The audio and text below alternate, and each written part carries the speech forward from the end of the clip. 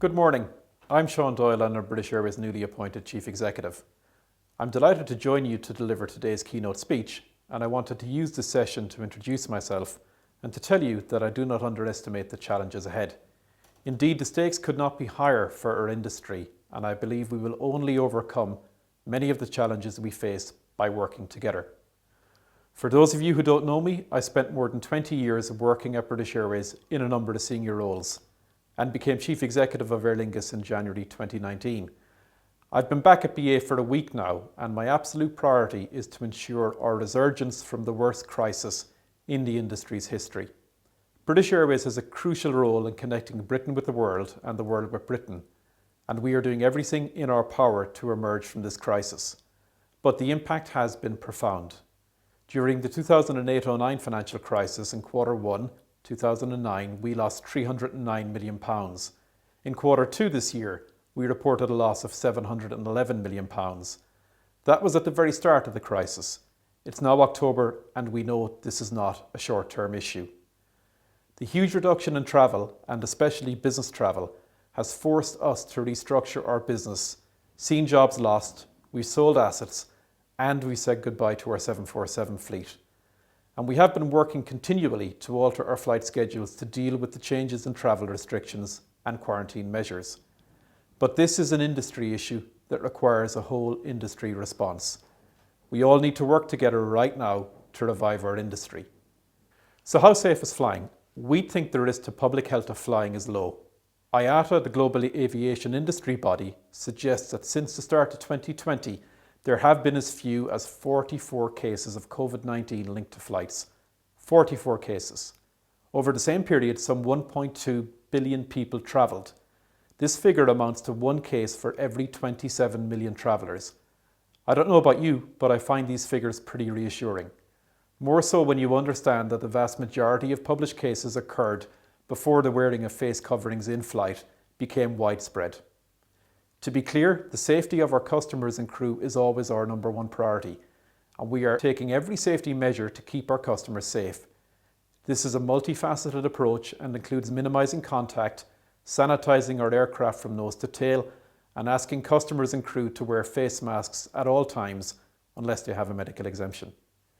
In the cabin, air is completely replaced every 2 to 3 minutes, passing through HEPA filters which remove microscopic bacteria and virus clusters with over a 99.9% efficiency, like being in a hospital theatre. We know public safety is key for the government, so it should be reassured by IATA's new figures.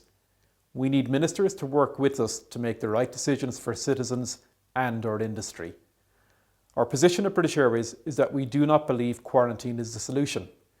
We believe the best way to reassure people is to introduce a reliable and affordable test before flying. For the UK, this approach reduces the stress on the NHS testing systems within the UK and on policing the quarantine system.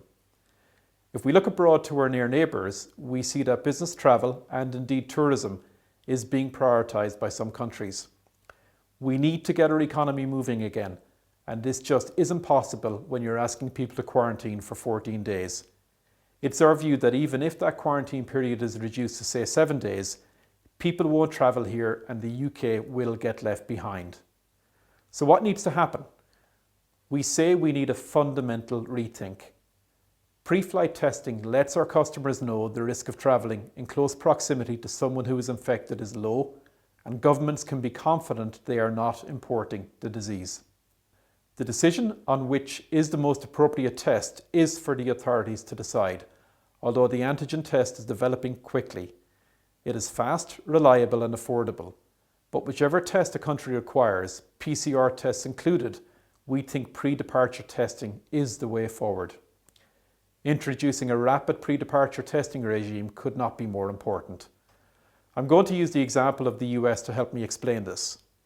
The total loss in trade between the US and the UK is predicted to be £45.8 billion due to closed borders. I cannot stress more greatly that air connectivity between the UK and USA is fundamental for supporting economic growth and trade on both sides of the Atlantic. Pre-COVID, British Airways flew to almost 30 destinations in the US. Now it's less than half that. We normally fly to New York up to 12 times a day. It's now twice per day with fewer than 200 passengers most days. In the first instance, we need to work together on a testing pilot so flights can start between London and New York, traditionally one of the busiest airline routes in the world. To do this, first we need an agreement between the US and UK governments to reopen without blanket quarantine measures. At the moment, we are not getting any support or action, and we're not hearing from governments what they're thinking. Airlines and industry bodies like IATA are offering their expertise to develop health passports, but we do not see government doing any of this. Secondly, we need cost-effective testing before flying, with a quick, safe and accurate test for every passenger on affected routes.